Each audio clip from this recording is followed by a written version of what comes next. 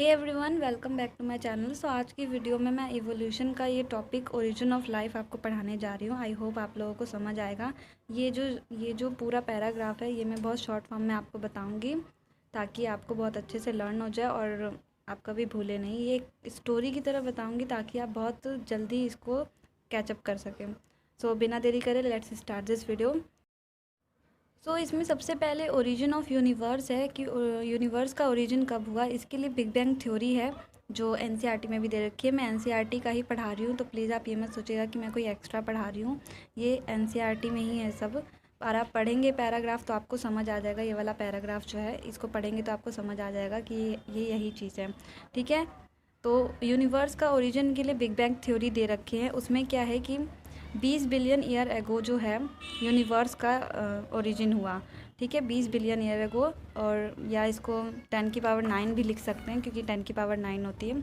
उसके बाद लाइफ का ओरिजिन 4 बिलियन ईयर एगो हुआ था अभी से, या 500 मिलियन ईयर एगो, क्योंकि जो ओरिजिन अर्थ का है वो हुआ था 4.5 बिलियन ईयर एगो।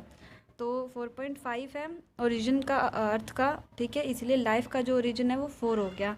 4.5 तो इसको हम 500 मिलियन एगो भी लिख सकते हैं। ठीक है, तो ये आपको याद रखना है। 20 बिलियन ईयर एगो जो है ओरिजिन हुआ था यूनिवर्स का। उसके बाद लाइफ का ओरिजिन हुआ था 4 बिलियन ईयर एगो, या 500 मिलियन भी बोल सकते हैं क्योंकि ओरिजिन अर्थ का जो है 4.5 बिलियन ईयर एगो हुआ था। और फर्स्ट सेलुलर की बात करें कि फर्स्ट सेलुलर जो है लाइफ का वो 2 बिलियन ईयर एगो हुआ था। अब जो स्टोरी है बिग बैंग थ्योरी की वो क्या कहती है उसके बारे में हम पढ़ते हैं। ठीक है, तो क्या हुआ, जो स्पेस है उसके अंदर एक ह्यूज एक्सप्लोशन हुआ स्पेस के अंदर। उसकी वजह से क्या हुआ, वॉल्यूम जो है यूनिवर्स का एक्सपेंड हो गया और टेम्परेचर जो है वो कम हो गया। ठीक है, एक पहले ह्यूज एक्सप्लोशन हुआ स्पेस के अंदर, उसके बाद वॉल्यूम जो है यूनिवर्स का वो कम हो एक्सपेंड हो गया, बहुत बढ़ गया वॉल्यूम, और उसकी वजह से टेम्परेचर जो है वो कम हो गया। उसके बाद क्या हुआ, हाइड्रोजन और helium gases are formed which are condense due to gravitational force. Hydrogen और हीलियम गैसेस जो है वो बने इसकी वजह से, और ये कंडेंस होके ग्रेविटेशनल फोर्स इसमें बना। हाइड्रोजन और हीलियम गैस बनने की वजह से क्या हुआ, नंबर ऑफ़ गैलेक्सी फॉर्म हुए। तो अगर आपसे पूछेंगे कि नंबर ऑफ़ गैलेक्सी कैसे फॉर्म हुए, तो ये आपको पता होगा कि हाइड्रोजन और हीलियम गैस की वजह से फॉर्म हुए। और ये किसकी वजह से हुआ, क्योंकि एक एक्सप्लोशन हुआ स्पेस के अंदर। ठीक है, इसमें क्या हुआ, अर्थ और planet according to big bang theory, जो big bang theory origin of earth बताती है उसमें ये बताया है कि अर्थ बने और प्लैनेट बने ये नंबर ऑफ़ गैलेक्सी की वजह से। ठीक है, उसके बाद क्या हुआ, वोल्केनिक इरप्शन हुआ अर्थ के अंदर।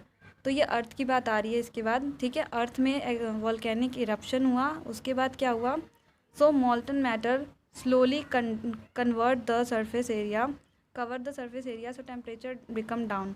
जो एरिया था नीचे सरफेस एरिया अर्थ का वो कवर हो गया पूरा मैटर से, और टेम्परेचर भी डाउन हो गया। किसका, अर्थ का। अब अर्थ की बात हो रही है। ठीक है, आपको मैं पहले दोबारा बता देती हूँ कि एक पहले एक्सप्लोशन हुआ है स्पेस के अंदर, उसके बाद जो वॉल्यूम है यूनिवर्स का वो एक्सपेंड हो गया, टेम्परेचर कम हो गया, इसकी वजह से हाइड्रोजन और हीलियम गैसेस बने, इसकी वजह से नंबर ऑफ़ गैलेक्सी फॉर्म हुए, उसमें अर्थ और बाकी जो प्लैनेट है वो बने। ये बिग बैंग थ्योरी कह रही है। ठीक है, उसके बाद अर्थ में वोल्केनिक इरप्शन हुआ, इसकी वजह से जो सरफेस है अर्थ का वो पूरा कवर हो गया मैटर से, और इसकी वजह से जो अर्थ का टेम्परेचर है वो कम हो गया। इसके बाद उसकी वजह से मीथेन, अमोनिया, CO2 और H2O गैसेस ये सब फॉर्म्ड हुई। फिर क्या हुआ, यूवी रेज़ की वजह से वाटर जो वेपर जो है वो स्प्लिट हो गए H2 और O2 में। उसके बाद due to lighter H2 escaped in atmosphere reducing atmosphere. ये आपको समझ आ गया होगा। आई होप आप लोगों ने अच्छे से समझ लिया होगा। अगर नहीं समझा तो आप दोबारा वीडियो देखेंगे तो आपको समझ आ जाएगा। ये बिग बैंग थ्योरी थी और ये इसका एक्सप्लेनेशन था। जो ये पूरा है इसका एक्सप्लेनेशन था। आप अगर इसको पढ़ेंगे तो आपको वही चीज़ मिलेगी। Thank you for watching this video.